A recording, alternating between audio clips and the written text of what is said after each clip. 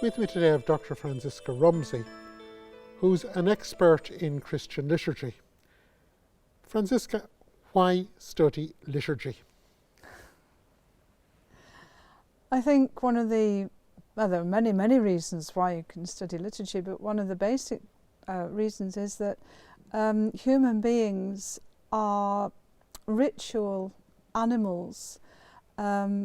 We create our own personal rituals. The community we live within, whether it's family or whether it's a work situation or whether it's a Christian community, that also has its own rituals. Just your introduction now, that was a greeting ritual. We could have shaken hands in very different social setting, rubbed noses or whatever was acceptable. What's acceptable in one culture might be definitely not acceptable in another, but each particular society has its own way of greeting, of saying goodbye. Our whole day is built round ritual. Crossing the road, you press the button and you wait for the little green man. If you don't get that one right, it might be the very last thing you ever do. The ritual at the checkout in the supermarket, if you try and walk out without observing that one, you're in trouble. So our whole day is made up of rituals, either small or maybe much bigger.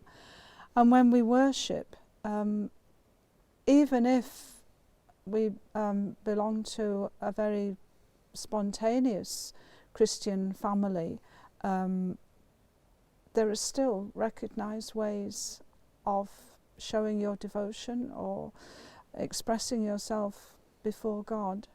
And then, of course, there are the highly ritualised Christian denominations, such as Orthodoxy, where ritual is extremely important and very complex. There's the two extremes, and other denominations fit in between. So you see ritual as part of being human, and you see ritual as part of the way that humans communicate with one another. Yes, definitely. I'm always intrigued by the fact that we casually shake hands and we think nothing about it. But it's when we don't do it. Like, for instance, who will be seen shaking hands? Politicians, at one level they want everyone to photograph them shaking hands, but then will you be seen shaking hands? Can former enemies shake hands? Yes. The very act of shaking hands is seen as making a statement more profound than just standing there. Now, what does that tell us? Again, just how ritual-based our psychology is.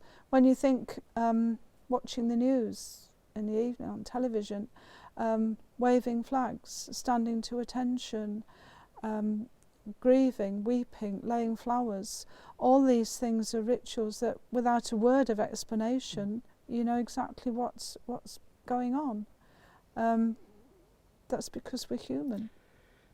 There is another element of ritual, and that is that much as we like to imagine that we can describe life,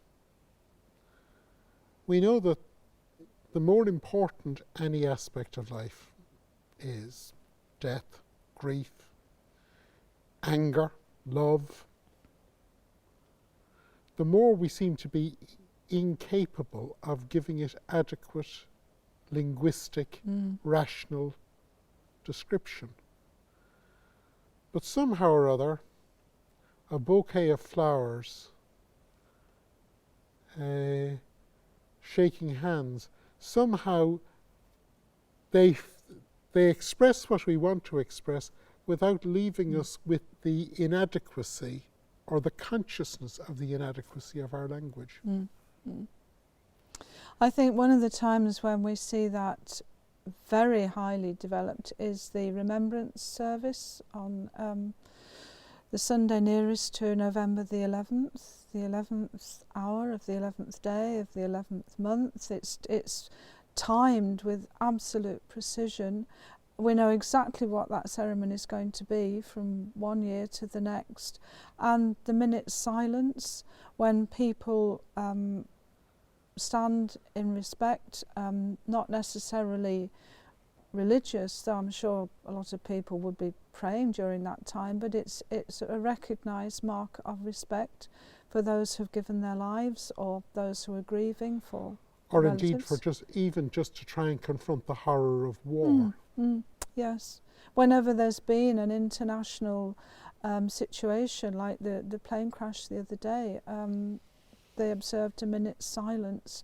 On television you see people coming down out of their offices just to stand in the street, just to stand quite still for that minute, and that is their way of expressing And respect. do you see a significance in that in that it's a communal shared time event? Yes, yeah, very definitely. Again, on television, so often on these occasions, you'll see a shot labelled Glasgow or Cardiff or Barcelona, or when something is an international, and you see people all over the world united in that ritual moment. So the ritual becomes the means of solidarity. Yes, yes, yeah. There's a story told about the famous theologian, philosopher Dean Inge, that he met a young scholar, and the young scholar said that he was studying liturgy, and he dismissed it by saying, yes, and other people collect stamps. And I think there has been a tendency in theology to dismiss liturgy as practicalities, something far less important than the noble intellectual event of theology. What do you say to people like that? I quote some of the great liturgical scholars who said that during liturgy we are in touch with the heart of the church. This is the praying church. This is what Christianity is all about. Yes, there's the good works, there's the caring for other people, but There's the thinking. prayer. Yeah, there's the thinking as well. But the liturgy is at the heart of it all. By studying how people have worshipped and prayed during the centuries, we're in touch with other generations of Christians. We find out what made them tick. We learn so much about them and so much about ourselves at the same time. Francisca, thank you very much. It's been lovely talking to you. Thank you, Tom.